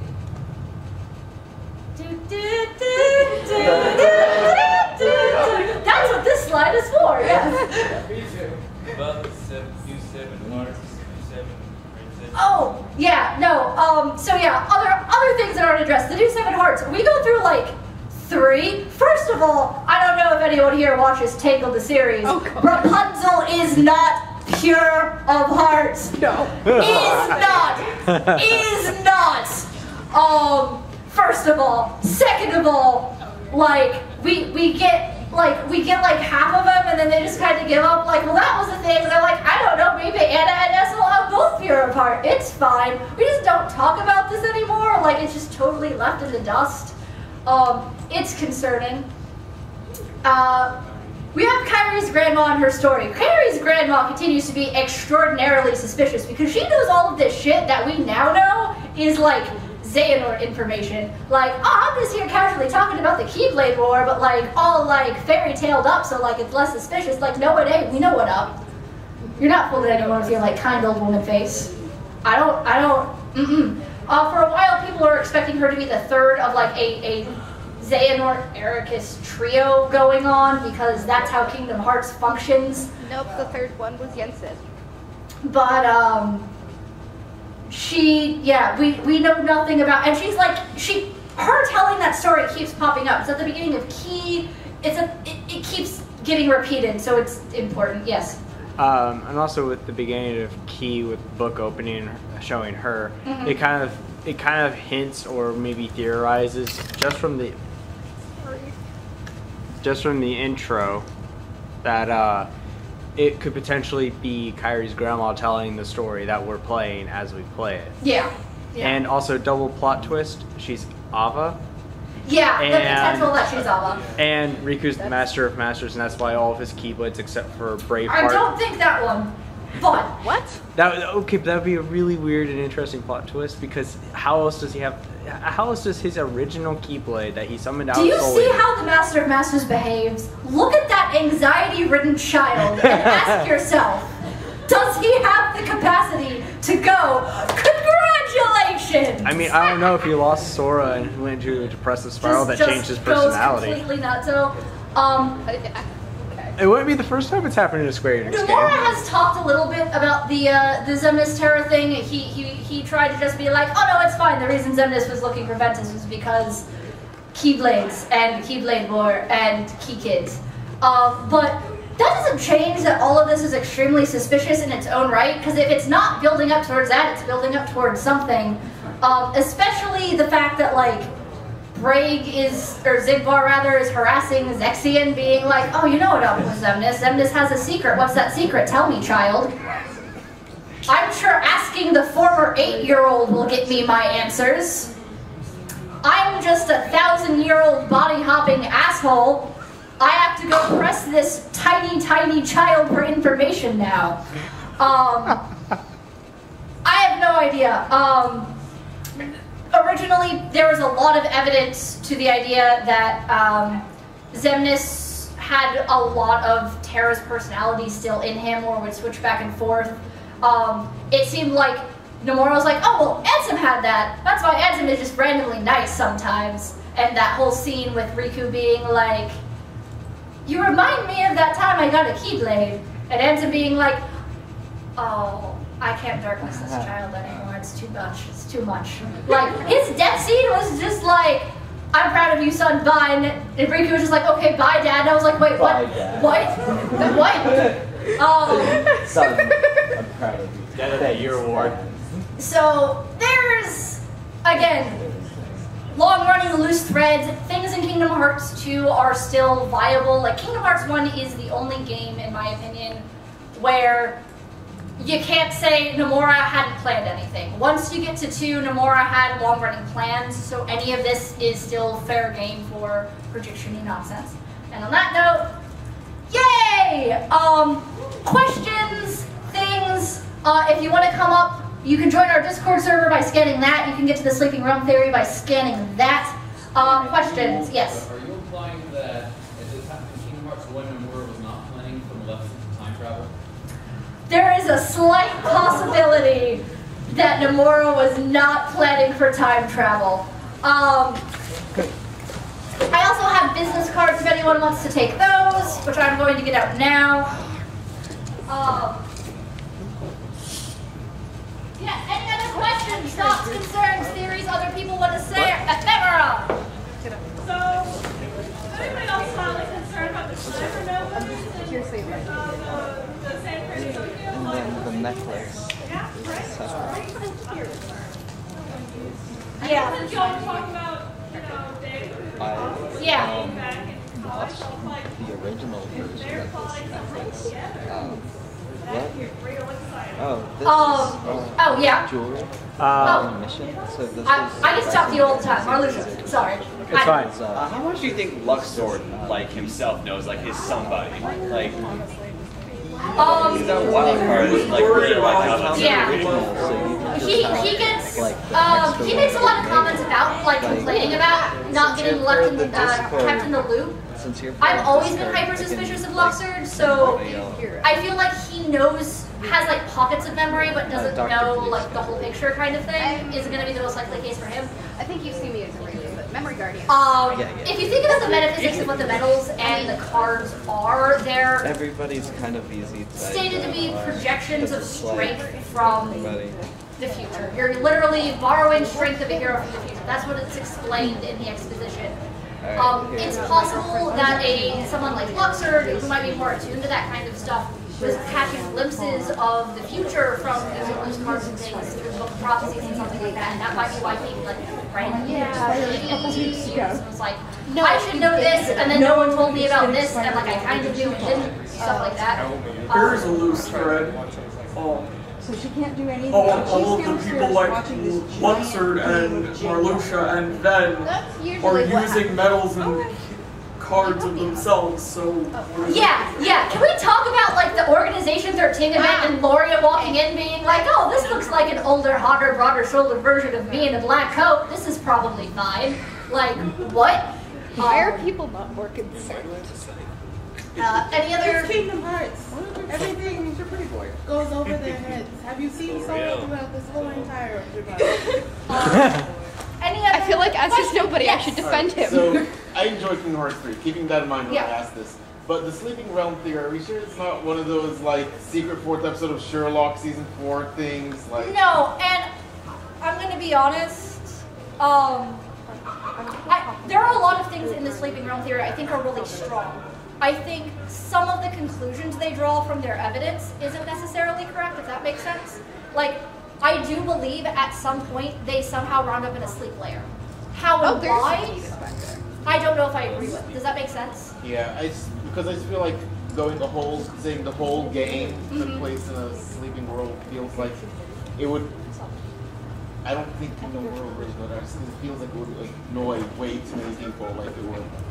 Well, so the reason why doesn't I think annoy that that's us. a thing is there was okay. a lot of, no, talking about like we the know politics behind the game and how before it's the panel made started. is entirely valid All I care considering about how is the getting the games play DLC, out. which And we Nomura should definitely, like, I feel like Square was afraid to do be anything told too about drastic. E3 or So they earlier. presented a game that on paper by Which- itself would appeal to the I don't long-term, try to appeal when to it the comes long-term out. fans I and just need to short-term be fans told about it. who are If coming it- in if I don't straight hear from two, if that makes sense. about Who it had at skipped a lot of the E3, stuff no matter how tomorrow much we they gonna tried have to to catch fight. people up. They really did I'm it like, perfect. I'd like to KH4 riots. I also like dude, this is 3. I just think that like it was half a game. Like does that make sense? It's Like not gonna be my it's a favorite. 2-way continues, and I'm okay with Got that. major flaws. Yeah, and Chewy. I'm very That's not concerned. It was. That also means So I think Noctis could there be is there 'cause probably Final Fantasy. some And then I'm nuggets and he says he in certain sees Rex places and he's just like, that are wait a minute, indicative of what the next Really? couple of Like games are going to be Just a lot Rex of what and Nomura him really saying wanted to do. It's like, and who would couldn't be? do because you're of the me, hype around but you're the also title. Riku, Does that make sense? which I don't know who And that's why I that think there were is, certain but you're also Sora. I don't know inherent who and the cinnamon intentional roll of subversions man of is plot either. twists like But that. like, Does that you're make all of sense? us together, but you Speaking have of like blue the game that he wants to make, how much do you think this would tie in with Beer and Breakfast? I felt like he did He all has that made because he was statements butthurt multiple because he times. couldn't He's really finish annoyed by that, actually. I Final think it's Fantasy funny. 15 on his own That no, Verimax has Yeah. nothing to do with Final Fantasy 13 versus. That's not a thing. Okay. I did some research on that too. The last time I did this panel, you can watch it on our YouTube channel actually. I did a whole bunch of research on the original work on Here's their business card. Kingdom Hearts on Final Fantasy 15 and 13 verses, and none of the plot of 13 verses was heavily changed. A lot of the gameplay mechanics were cut and were kind of Nomura being like, I wanted a cooking mini game and ran into it. That stuff did kind of show up in Kingdom Hearts 3 because it was mostly mechanical changes that were made when it became 15. But like, Noctis and Prompto were shown in really early trailers with the same names and designs and everything in 13 verses. So it's not like, oh, I never got to make 13 verses. It's just they felt it appropriate to change the name to be a proper installment to the franchise when they changed the direction with the mechanics and it became a bigger game. And when they moved to PS4 instead of PS3. So yeah. He's like, you gave it Other to things, take it I have away. cards for Those the are my people who want babies. them also. Yes. That's what I feel like he was. Like, he doesn't have to be truly butthurt about it. But it's just like, you gave it and you take it away from me. And then everybody hates it. Nomura's official statement on that makes me feel better about it because there were rumors going around that it had to do with like Nomura being like live to now. And he was like, there just wasn't time.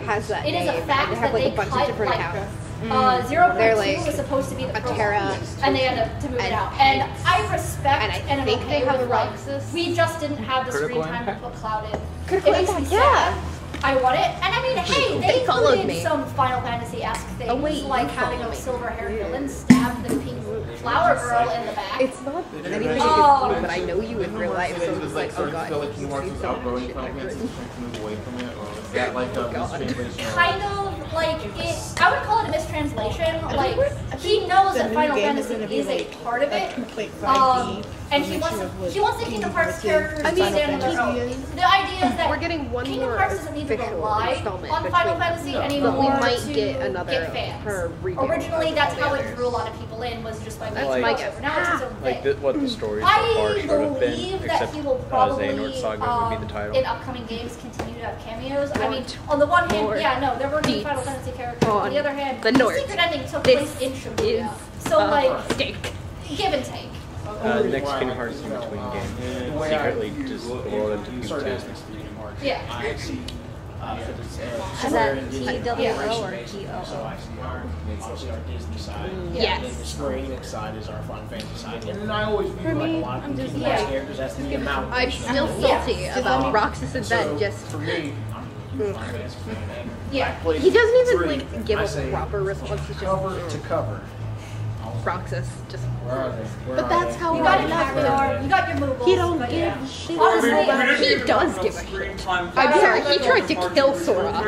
Yeah. He tried to kill Sora because he's like, no. You actually He's having a mental You know breakdown. why you want to kill Admittedly. Sora? He's like, you're messing up my plan. We'll probably I never want to be eat ice directly cream, addressed, and you're fucking meta. But This you is have the seven reason. pure lightsabers. Roxas is a petty ass bitch. Xehanort is And he an is a original, petty ass like, bitch. We but haven't he's actually good for tried it. the ice cream. It might be really good. It is really good. Right? We've made So I sea salt always ice cream. assume It that those are is the 13 delicious. That is Final actually my Fantasy favorite, but villains, it's the first 13 really Final hard to Fantasy make. But also, Pistachio it's ice like And Roxas is the Xehanort saddest went- character. I'm not dealing with His Kefka. squad is the saddest And like character. that's so like I also like Roxas a lot and of my Vanitas would get a lot. headcanon more time. Yeah, I don't care what Involve a people lot say. of I like don't time think that Final Vanitas. Fantasy a little bit more thoroughly. So I do Like they would have a more mutual Yeah. agreement of I'm like, not sure about the theory, but yeah, because, like, you're right. the Roxas, 13 doesn't have a Vanitas, final Replica, villain the Xion. same Just way. all of them would get along. Yes, Playing- I count No, Palace. Rivaku's too I much count of a douche. the way I do it Not is I don't Replica, count 11. I count Replica. Xehanort as Softy. in the 11th. Sweet boy. Been through his And then for the non-obvious Yeah, ones, not James, two. Eleanor, and Caius, But Valor. then we also already have Sephiroth But like I'm in the still game. like- So Oh, God. I feel like that would have come up if In that my had been the way, case. Not it's necessarily. like, He I literally know. does refer to himself as being pure darkness. If I've been over 2 days, it's About just like, about that oh, person who I is just named want to Dark. have a normal life and Kind have of nice reminds friends. me of But I have Final no idea what the Fantasy hell's going III. on. Final older Fantasy slash III, younger brother where Sid who's Reigns better at everything was not than really me, Sid Reigns, he and just everybody else is amalgamated better at everything chaos than me. in They don't give a her. crap about me. I am and just I finally found. anime Oh. problem that he has. Yeah, he's like I It finally is a found very friends that anime care problem, about but me. I actually do But my understand stupid how brother it is feels. in my way. I don't hate him. He's but my he's just boy. in my I way. jokingly refer Well, to I mean- Returns as the game where Ansem is just That's why I'm great, like, it's because so like sad. it's metaphysics. It's Yeah. like all hearts return to darkness. That's Come why to darkness when and also what darkness Right. how it works and everything. Sound came out. Oh, that's not what I was expecting from Yes. this game. I like it. Lumina is basically Lightning's Heartless. That's what we're doing now. What? It's fine. Yep. Yeah, that's Or what nobody, they. yeah. That's why my Unburst is named Lumina. It's because it's her emotions. Yeah. Oh, I okay. really need a Also check that Kingdom Hearts Roxas crossover still event has after both 14 Keyblades. already. It's No actually more is kinda going to be doing the 8-man in Shadow Reader. Because It he's needs to awesome. happen Yes. already. He is. But But from a Because more you- No, point I of love view, to Screw see like you. not I'm just taking the squad defeat Sora. Roxas did not take no crap. He was like, they're like, do you really need to? He was like, I'm still depressed that time where how he much like I've arbitrarily been was like, through. well, I can only put You want to Lumina take in one more game, from me? And so they're I'm like, gonna put Dissidia instead of Birth by Sleep. And I was That's like, your rep- no, Right. He's a we good need number boy. one dad to He's counteract a very the bad powerful dads. and strong boy who does not get enough credit and doesn't have as down bad that as a fight. temper. I didn't have to do anything in that fight. He threw that fight. He's exhausted. He's having a mental The Final breakdown. Fantasy VII He's on the horizon. been clearly saw what like happened invert, with and they'll start Axel. using And Kingdom he's just Hearts like, to hype Final Fantasy because it's okay, right before I got shoved into this kid, I just got tormented by a wall and a bag and a waterfall and all this other bullshit. I don't think it's at that point No. yet, because like And now I have all these weird memories. and Yours and games. I really don't think the shit from the organization coming to That's how mind. you gateway drug kids in the Final Fantasy. I'm just basically. That's how you Yeah. change other franchises into. Oh, Yeah, wait. it's the new audience because they went out of their way to make 3 accessible to younger kids, which is why it's weirdly easy. Okay, do you think that there's any concerning lore implications about the fact that Roxas still has 2 Keyblades when he magically comes back?